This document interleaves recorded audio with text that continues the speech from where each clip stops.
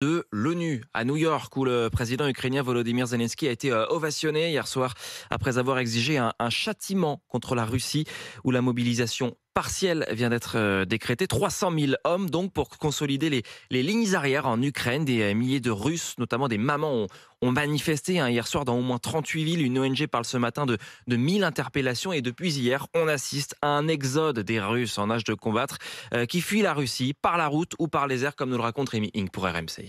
Yvan est russe, habite à Moscou et il a bien vu l'ambiance changer ces dernières heures. La recherche la plus populaire en ce moment sur Google est comment quitter la Russie. Où puis-je aller sans visa?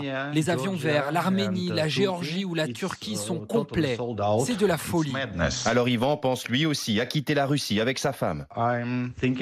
Je pense à partir, mais vous savez, ce n'est pas si facile. Nous avons besoin d'argent pour le faire, et en ce moment en Russie, c'est difficile d'en gagner. Je suis un peu perdu. J'ai peur et je suis en colère.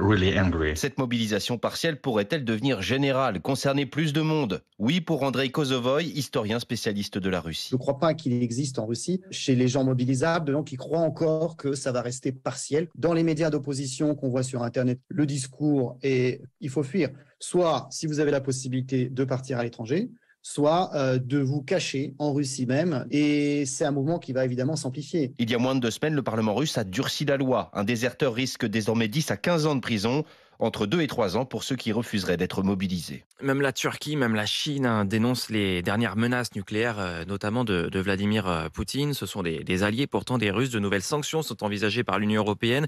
De nombreux pays, dont la France, dénoncent la militarisation ce matin de la centrale de Zaporijia en Ukraine. Cela met en danger la sûreté nucléaire. Voilà ce que nous explique Raphaël Grossi, le patron de l'Agence de l'énergie atomique. Tant qu'il y aura des bombardements sur une installation nucléaire, les risques sont énormes.